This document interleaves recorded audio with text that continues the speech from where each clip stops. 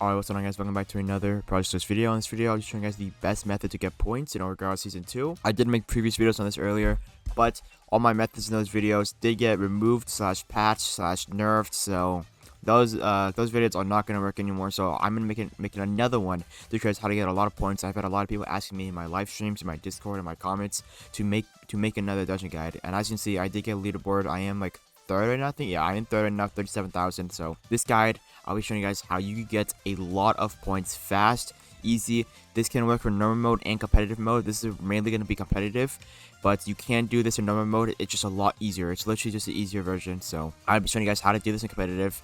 And yeah, also, if you enjoy this video, make sure you like and subscribe and join my Discord down below, because I'm going to be doing a lot of videos with you guys in there for Roblox rewards probably. So yeah, join my Discord and enjoy the video. Alright, so first we're gonna talk about the basics, what you should do. So if you're just looking for points, normally you can either do competitive or normal mode. And if I had to recommend you guys what to do for points now in this new update, it's definitely gonna be normal mode if you want points. Now normal mode is gonna be a lot easier. Definitely if you have like 5 people with really high level to get a certain amount of points, like the metal scythe for like only 4,000. Because how it works now, instead of cheesing, which was easier, this is why solo was so easy before, because the cheese spots and you just cheese, and it was really easy by yourself. It was very easy to cheese, and yeah, choosing was good. That's why I soloed already. But competitive now, it will be better for points if you just want like a metal cipher cook. You should probably do it with 5 people. But if you can't, I will also show you guys how to do it solo.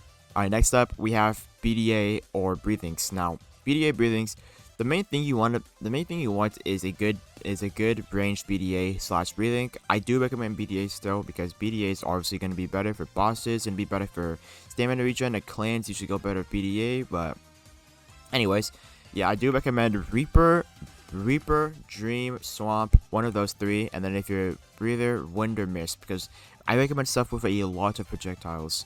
Like water wouldn't work because like 1 projectile. Insect will never work because it's like all melee.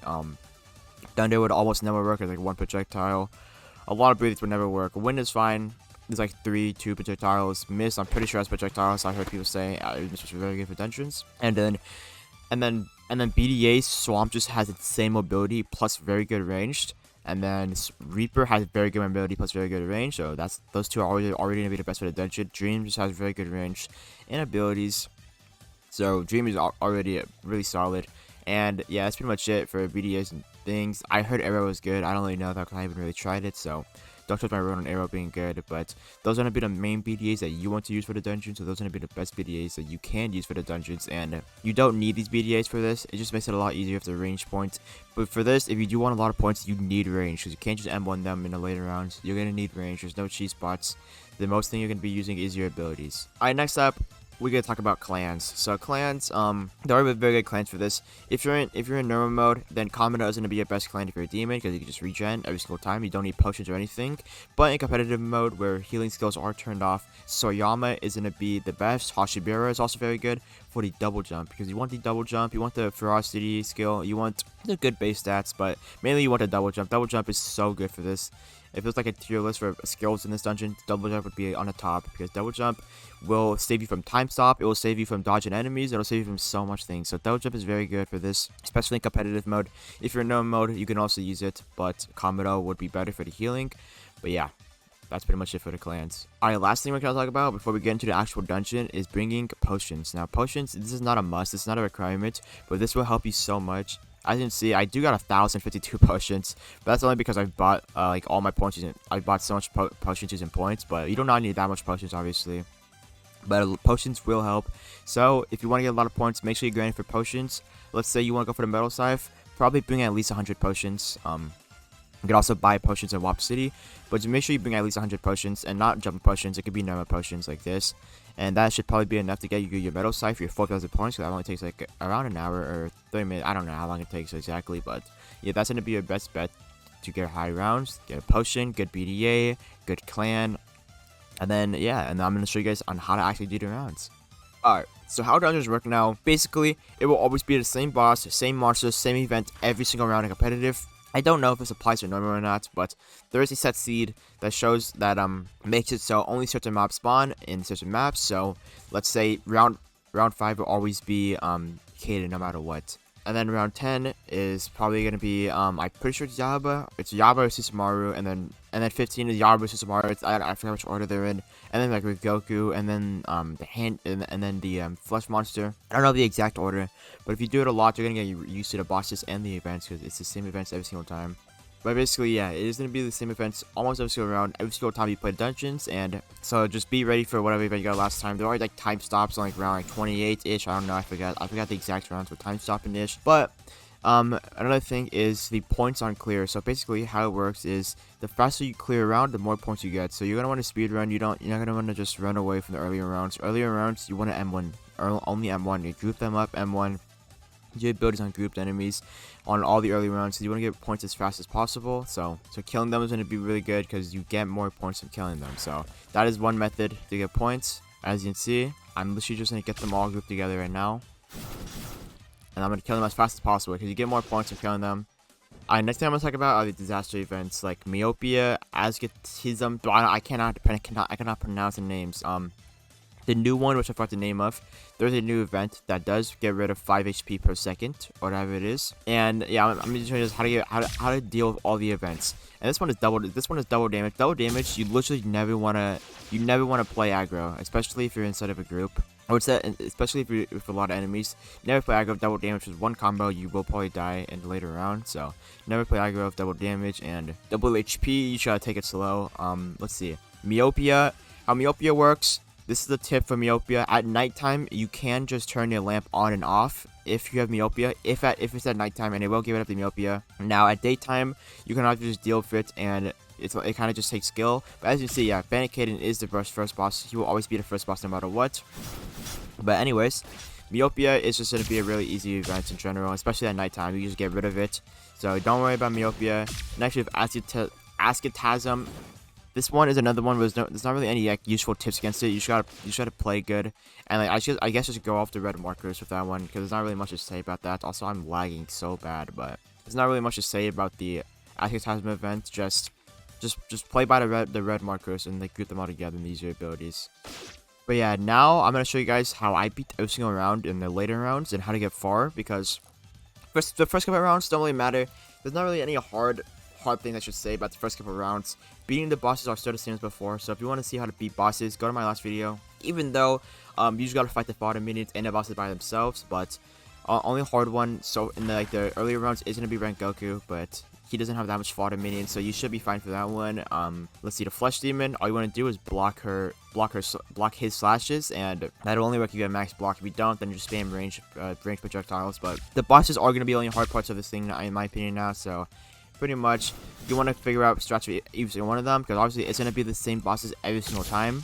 So you just got to figure out strats for them. First is 𝐵𝐴𝐴𝐾, very easy. Second is, I'm pretty sure it is Susumaru. Susumaru is very easy because it's a petrified Susumaru. And then Yahaba. Yahaba is also pretty easy because it's only a little bit of fodder minion, so just go straight on and kill the fodder minions and kill Yahaba. Fourth is Rengoku, I'm pretty sure. Fourth is Rengoku. Rengoku, you're gonna just kill the fodder minions and then one combo him with a BDA. Fifth is gonna be the flesh demon. Flesh demon again, just block his slashes. If you don't have enough block to do that, then you gotta just use range projectiles. And then after that, I don't know which bosses are gonna be which, because I wasn't in a glitch run in my 38K and I did not see any bosses. So you guys will just have to learn what bosses there are, and then learn how to do it against them, because obviously you're gonna have to keep going against new bosses every single time. But it is gonna be the same boss every single run, no matter what. Wave 5 would be 𝐵𝐴𝐴𝐾. Wave 10, yeah, you guys know what I mean. But basically, you just gotta get used to the bosses.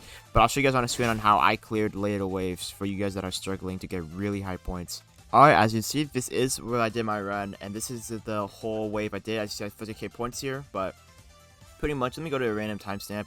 What I'm doing, this is how you're gonna want to fight against the bosses or the mini waves. As you see what I'm doing, I'm just running and using abilities for the entire time. This is gonna be the only method to actually get to the wave, to kill these monsters in the later on waves. Run and wait for cooldowns. As you can see what I'm doing here is I am testing out cheese spots, but this is one cheese spot that you can't do on a snow map.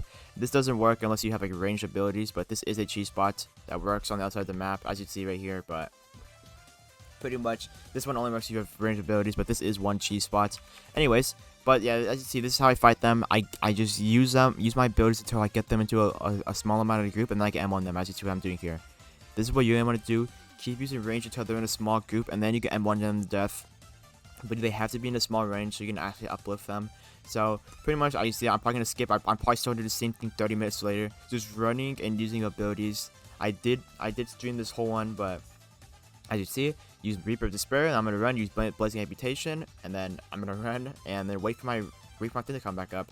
Now that was really stupid what I just did there, but I mean I don't know. This was like 4 hours to stream. I was kind of tired.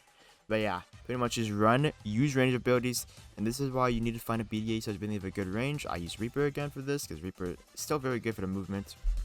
Swap is really good for this. But yeah, that's pretty much what you want to do for the rounds with the 4 people. But now I'll show you guys what I did for TIMESTOP.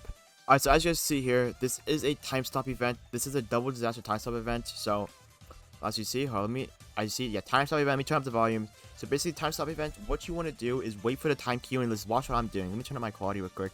This is the max quality, I forgot, but look.